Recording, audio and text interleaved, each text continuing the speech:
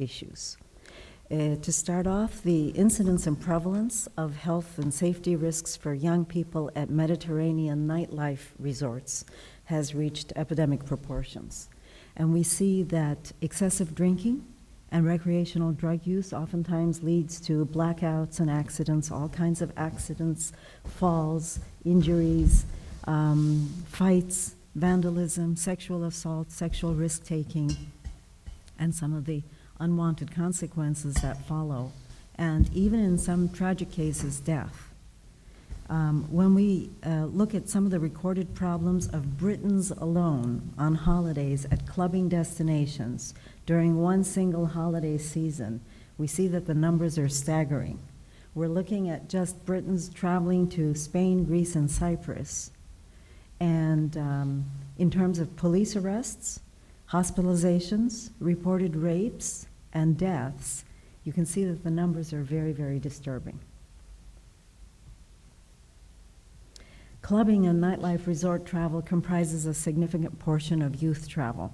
And this is kind of a cousin of what we call in the United States spring break vacation for college students when they go crazy for a week every year. It's very similar to the schoolies in Australia, very similar to young people's vacations from Canada at the end of their high school and throughout their college years. And we can also call this a type of antecedent, the behaviors antecedents to addiction, because the behaviors that are exhibited during the vacations continue once people get home.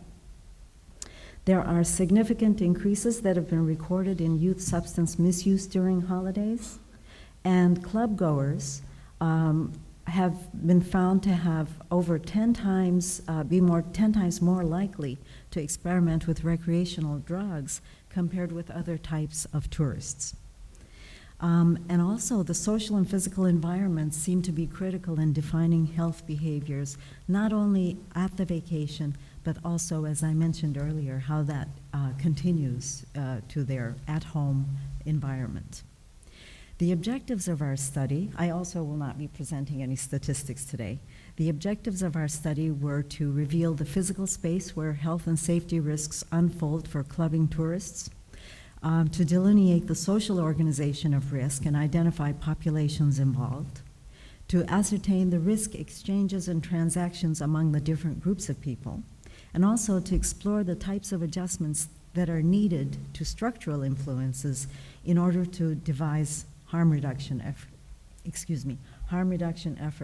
We are not so ambitious as to try to stop this behavior of millions of young people. We are just hopeful in being able to devise harm reduction strategies to make their environment safer. But before I get into the research, I want to give you a little bit of indication of the role of tour operators in the growth of clubbing tourism.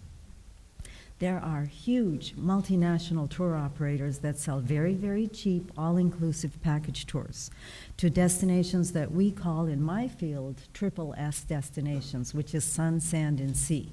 2 more S's have been added to that in the form of spirits and sex. So when you put all of those S's together, they offer the kind of hedonistic play that involves nonstop drinking and round-the-clock partying every single day of the vacation. It also involves activities or behaviors that are unconstrained by home environment social norms, and dancing and social interaction to release oneself from customs of what we call civilized social spaces of daily life. All of this is done through very hard sell promotions of holidays that kind of heighten the sensational, ritualized experience of clubbing. It becomes kind of a coming of age activity for all young people in this age group. Clubbing tourists are usually young adults between the ages of 16 and 35. That is a large age range. They are sensation seekers, and it also includes members of their social and risk networks. Most of these tourists are Northern European, Scandinavian, Russian, and Israeli.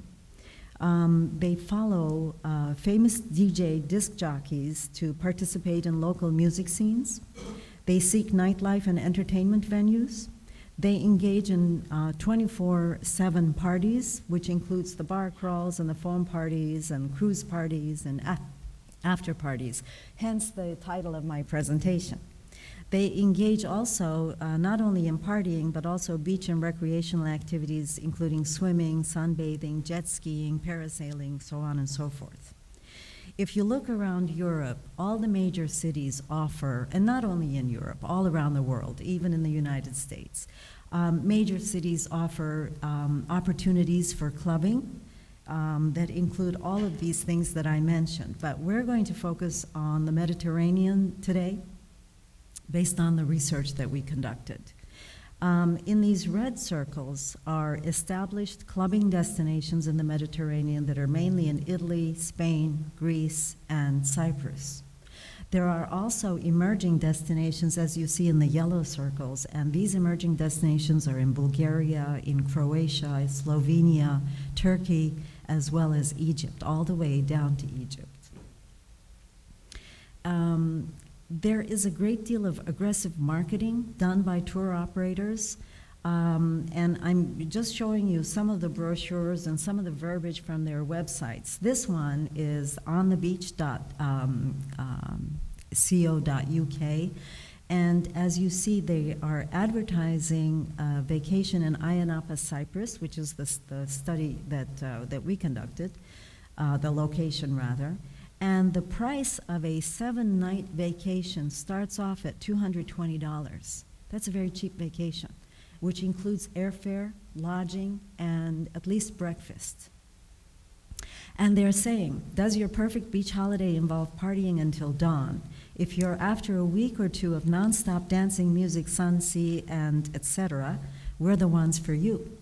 And if you want to sleep it off on the sand, book with us for a cheap clubbing holiday. And tons of young people flock to these vacation opportunities. I'm going to show you a couple more. This is from a company called 20s. They're saying that you get more for your money when you party with them with top reps, and I'll explain what those are. Bar crawls, booze cruises, etc.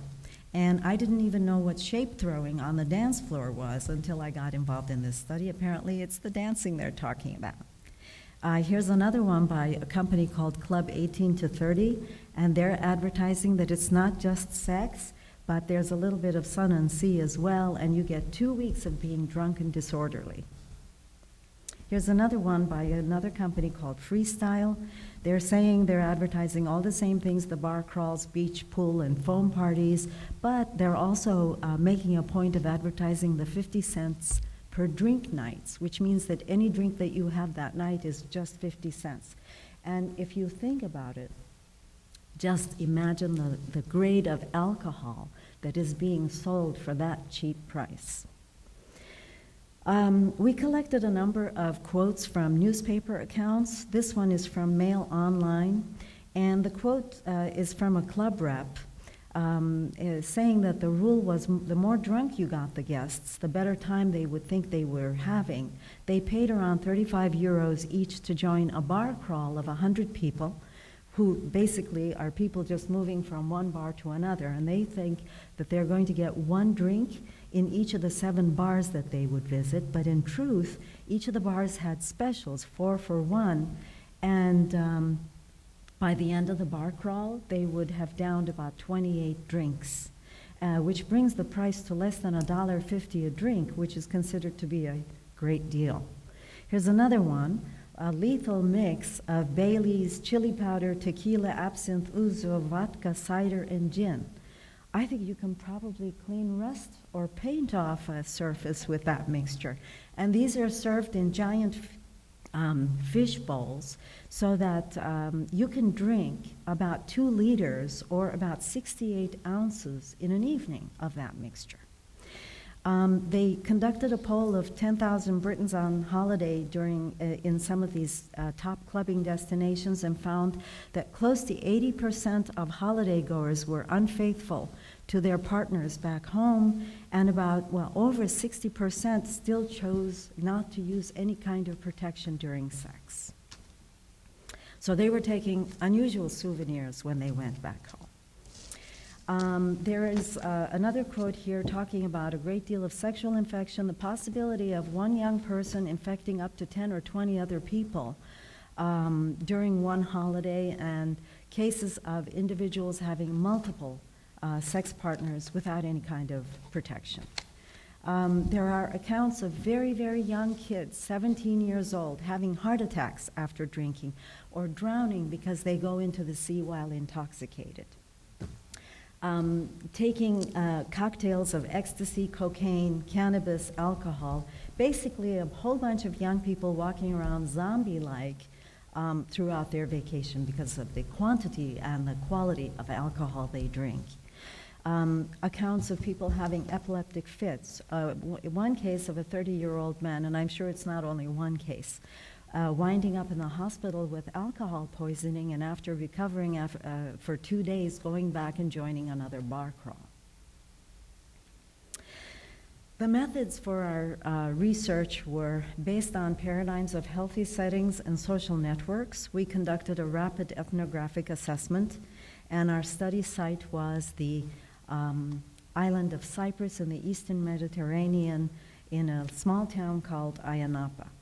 This is Ayia Napa here, and the trajectory of Ayia Napa, it started off, it was basically an agricultural region for many, many years, and in the 1970s, late 1970s, it began to be transformed into a mass tourism destination, began catering to the sun, sand, and sea tourists who were also seeking nightlife experiences. By the time the 1990s came around, it began to develop a reputation for being a clubbing capital, a clubber's paradise, topless sex capital of Cyprus, which was very disturbing to the local population of very conservative communities in the area. It began to compete with other top clubbing destinations, and family beaches, or what were once family beaches, became locales where there were alcohol and drug-related arrests, violence, and public sexual activity. By the time the 2000s came around, Ayia Napa was a top clubbing destination. And if you go on the internet looking for clubbing destinations, you'll find the name of Ayia Napa coming up again and again as one of the top destinations. There are about 400,000 tourists who descend upon this small town yearly between June and October. Our data collection of primary data included observation, both participant and non-participant observation. Some of our young field researchers entered into the boat trips and the beach parties and the nightclubs, pubs, and bars, and went to some of the after parties. We also conducted geomapping to determine the spatial patterns of the built environment where risks unfold, to try to place the clubbers in those risk environments. We conducted 38 informal discussions with key informants, gatekeepers, stakeholders, and tourists on the topics of interest. And we conducted 28 semi-structured interviews with key informants, tourism stakeholders, tourists, and the people who ran the, or worked in the dancing and drinking, the D&D venues. We also collected secondary data in the form of reports and records from police departments, hospitals, pharmacies, local government offices, tourism enterprises, and tour operator websites and brochures. This is a breakdown of the kind of data that we collected and from whom, as you see, we had informal discussions with 10 intoxicated foreign tourists, but our formal interviews were with the sober ones. We analyzed our data by transcribing the field notes and notes from our interviews. We conducted textual analysis to identify recurring themes and patterns, and we conducted thematic content analysis to generate insights. And the results that I'm going to present to you are going to be in the area of risk-enabling spaces, the populations involved and their risk networks, and the risks and consequences that we discovered. But as they say, one picture is worth 1,000 words. I have several photographs for you. These are some of the posters that when you're wandering around Ayia Napa, you see everywhere. The tourists come with a package that cover all of their, as I said, their transportation, lodging, and one meal in the day. but they pay out of pocket to go to these various parties, the boat parties, the beach parties, etc. And there are tons of these posters all over town beckoning, encouraging tourists to come to the various parties. And they're cheap to go into with the promise of alcohol.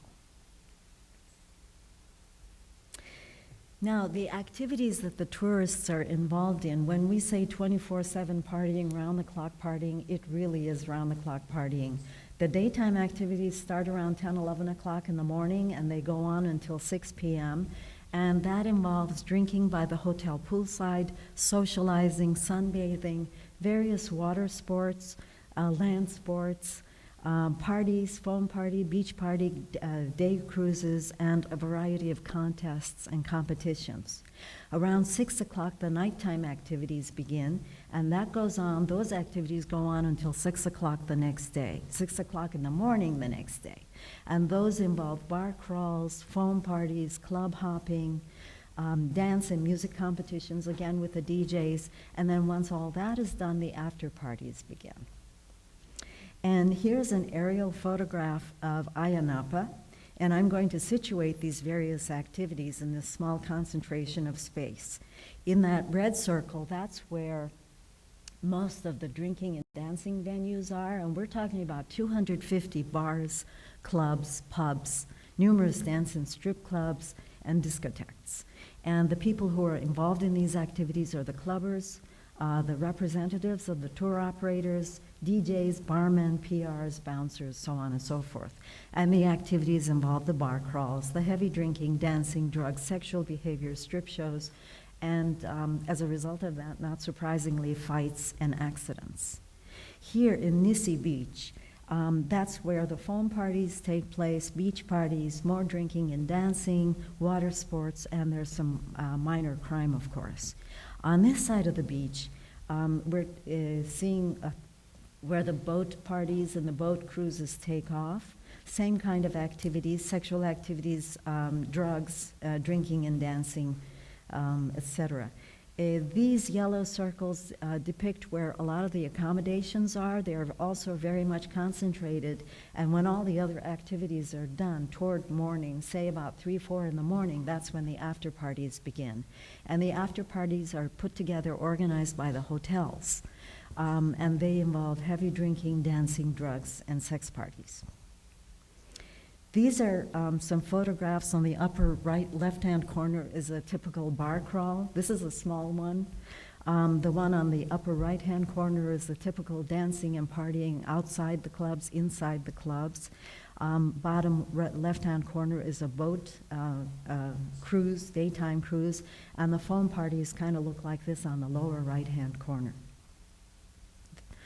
These are various activities that are put on by the clubs and bars to attract clubbers into the bar, antics by the barman. The photograph in the middle is the fishbowl that I was talking about, that crazy concoction. And the gentlemen on the right are also drinking from what's called a fishbowl. And that's the combination of all of those different types of alcohol. And you'll find it's not surprising to be able to drink 2 liters in an evening, because that's not the only drink they're going to have. A lot of the clubs are thematic. They have all kinds of different themes to attract people in. And here are a couple of young ladies, I suppose, having a good time. Now, looking at the populations and networks at risk, I think I've already described the clubbing tourists. Their main goal is to drink, party, enjoy the sun as cheaply as possible. The holiday reps that I mentioned are those on-the-ground representatives of the tour operators. They greet the tourists basically at the airport, and they shepherd them throughout their entire vacation through all the different activities. But they also party with the clubbers as part of their job. They encourage tourists to drink. They take them on the different bar crawls, and oddly, they also get a commission from the different bars. Not only are they working for the tour operator, but they get commissions from the different bars for taking the bar crawls along that route. And they have been known to have sex with tourists as well. The PR staff, those are public relations staff. They're usually very provocatively dressed young women, attractive young women who work for the bars with, they stand outside with various brochures and promotional materials to try to beckon tourists in to take advantage of drink specials. The MCs are the masters of ceremonies. They kind of work together with the DJs. They introduce and praise the DJs and kind of hype up the crowd in order for the DJ to come on after they finish with their bit. The DJs are, some DJs are quite famous throughout Europe, and they have groupies. A lot of these clubbers follow DJs from one destination to another during different vacations. And they're responsible for selecting and playing recorded music, and their main focus is to control the crowd's energy level and to keep it as high as possible. The TOs and TAs, or those tour operators and travel agencies, as I mentioned, that specialize in nightlife and clubbing vacation packages.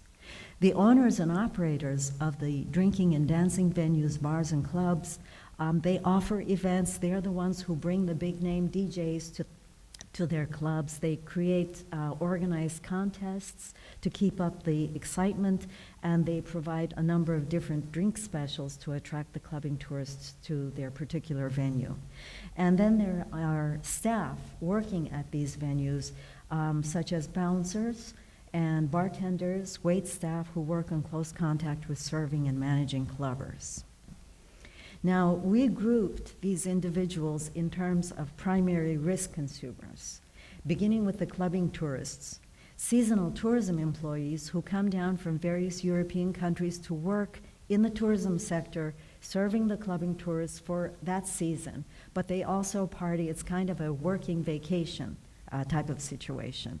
Locals who engage with clubbing tourists, and also relationship partners of both the tourists and the locals who engage with them.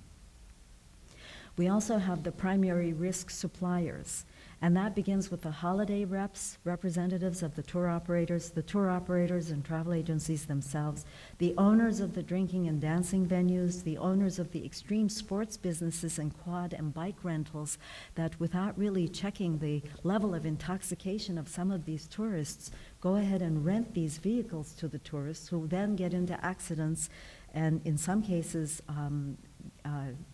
terminal situations arise. Drug suppliers are part of the risk suppliers, visiting and local gangs and local crime organizations, who also happen to be the owners of many of these drinking and dancing venues.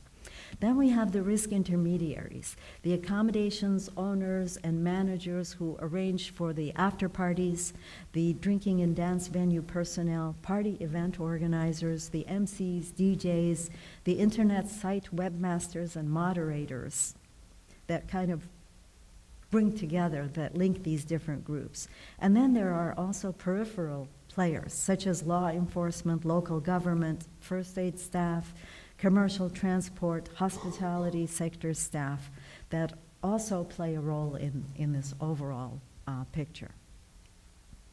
Now, the risks and consequences. There are individual as well as public health and safety factors that are quite worrisome.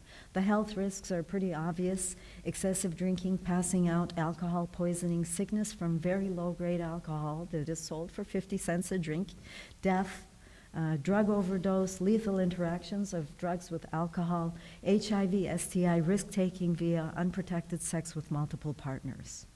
There are also safety risks. As I said, driving under the influence of various vehicles, accidents, injuries, deaths related to these vehicles, physical fights, stabbings, death resulting from gang activity. Parenthetically, we learned that gangs who cannot fight on their own turf come to these destinations from their various European home generating countries, and they fight with their rivals. Okay, on I go. Some of these are quotes from the people that we interviewed. I won't go into them.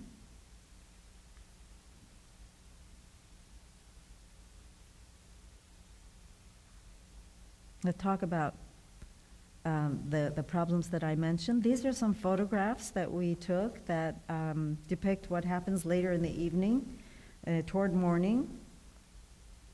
These are some of the vehicles that are rented. The middle photograph shows some of the weapons, switchblades, etc., that are sold locally, so that the gangs who come without their weapons are able to purchase them there. And that circle is a puddle of blood that we saw along the sidewalk after a fight.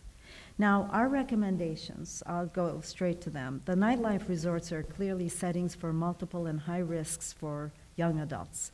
There is an urgent need for effective interventions to create healthier and safer settings, recreational settings at destinations.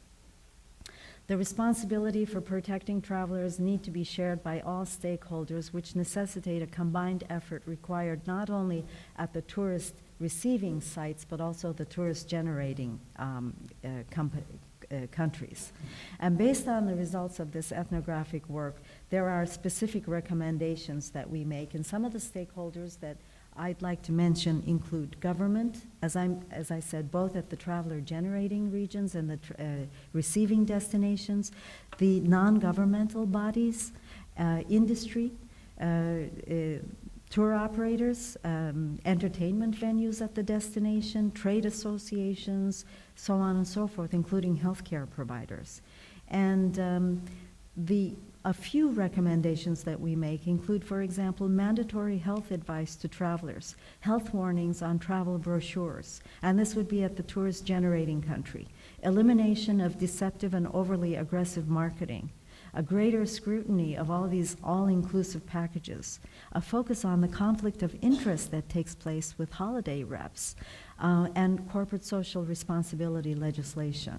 At the tourist receiving destination, very necessary health advice upon travel, perhaps mobile first aid health services, the enforcement of closing hours, efficient public transport, on-site licensing and helmets for the rental transport, training of venue staff, training for the police in terms of crowd control, and a clear police presence and rapid assistance, condom availability and accessibility, and planning and building codes for drinking and dancing venues, the clear indication or enforcement rather of drinking age, and designing safe bars and clubs in terms of structure, rules, and layout.